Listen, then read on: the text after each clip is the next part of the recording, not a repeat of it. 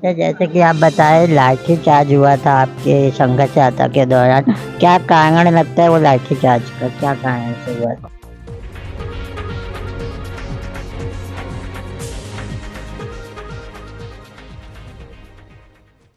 आदाब नमस्कार, आप देख रहे हो इंडिया फैक्ट न्यूज़ और इस वक्त हमारे साथ जुड़ चुके हैं युवा नेता रोहित पवार सर, जो कि युवा संघर्ष यात्रा से काफ़ी इस समय प्रचलित हो गए। इनसे इंटरव्यू लेने के लिए ही मुझे अभी कम से कम पौन घंटा वेट करना पड़ा। सर, सबसे पहले आपकी जो ये यात्रा निकली है उसके लिए बहुत बहुत बधाई, काफ़ी सफल रही है।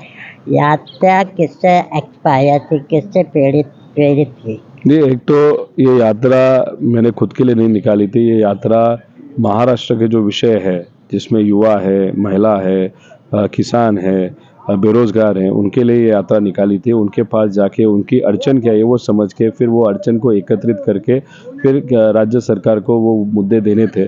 उस तरीके से 800 किलोमीटर प्रवास करने के बाद महाराष्ट्र में बहुत बड़ी अड़चन है, लोगों को बहुत बड़ा संघर्ष करना पड़ रहा है। लेकिन हम जो अधिवेशन में बात करते हैं या सरकार जो निर्णय लेता है उसका और लोगों की अड़चन, उसका कोई भी संबंध नहीं है। तो ये संबंध आना चाहिए, लोगों का विचार होना चाहिए, इस दृष्टिकोण से ये यात्रा निकाली थी। उसको यश ऐसे ज़्यादा मिला कि एक तो लोगों ने बहुत सारे मुद्दे हमारे यहाँ पे मांडे, हमको निवेदन मिला।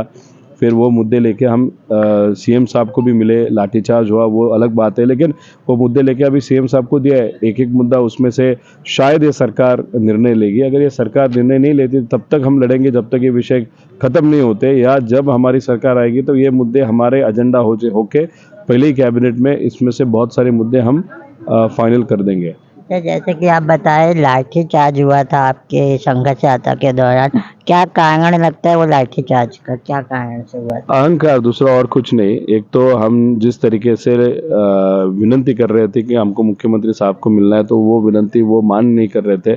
तहसीलदार को बुलाया गया था, बोले थे उनसे बात कर लो। तहसीलदार महाराष्ट्र के मुद्दे कैसे सॉल्व करेंगे? तब हम बोले कि चलो अधिवेशन में सीएम साहब है उनको मिलते हैं, तो उसके लिए हम चलना चालू कर दिए, तो हमको रुकाया गया। अभी पावर है उनके पास, वो पावर के इस्तेमाल लोगों के हित में न करते हुए जो लोगों के मुद्दे लेके जा रहे हैं उन पे ऊपर ही उनको रुकाने के लिए वो कर रहे हैं। तो वो ये सरकार का विचार है। ये सरकार उसी विचार से काम करती है कि कहाँ पे तो दड़पशाही हो, कहाँ पे तो लोगों का आवाज़ बंद किया जाए, उस हिसाब से ये सरकार काम करे। लेकिन हम लोगों का आवाज़ बनते हुए आगे संघर्ष करते रहेंगे। सर, जैसे कि आप बताएं युवाओं के लिए आपने संघर्ष यात्रा निकाले थे, किसानों के लिए संघर्ष यात्रा निकाले थे।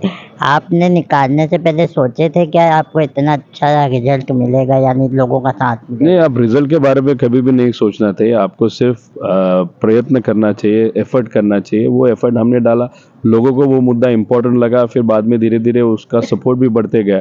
तो आप अगर बहुत साफ मन से, अच्छे मन से कोई भी चीज़ करने का प्रयास करो तो लोग आपको सपोर्ट ही करते हैं, क्योंकि लोगों को पता चलता है कि ये बंदे सिर्फ राजकारण, सिर्फ राजनीति करने के लिए ये प्रयत्न नहीं करता या एफर्ट नहीं डालता। तो ये बहुत अच्छे दिल से लोगों के लिए काम करते हैं, तो लोग सपोर्ट कर लेते हैं।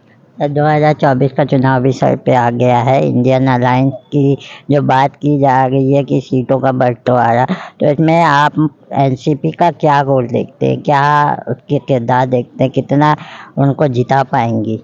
नहीं, एक तो इंडिया का जो अलायंस है, जी। तो उसमें से ज़्यादा खासदार और आमदार चुन के आए, यही हमारा प्रयास रहेगा।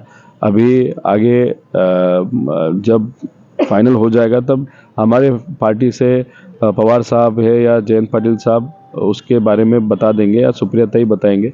तब हम सबको वो पता चलेगा कैसे कैसे डिसाइड हुआ है। अभी जैसे कि आपकी पार्टी में 2 गुट बन गए, तो आप लोग को कितनी दिक्कत आती है? एक तो पार्टी हमारे पास है, दूसरा जो है अजय मित्र मंडल है। तो दिक्कत, एक तो हमारे लोग वहाँ पे गए वो बुरा लगता है, लेकिन वहाँ पे जाने के बाद बीजेपी उनकी ताकत धीरे धीरे कैसे कम करती जा रही है वो देखने के बाद भी थोड़ा सा बुरा लगता है। लेकिन उनका वो निर्णय है, हम हमारे निर्णय पे ठाम है। लोगों के हित में, लोगों का और महाराष्ट्र धर्म का विचार मन में रखते हुए हम लड़ते रहेंगे।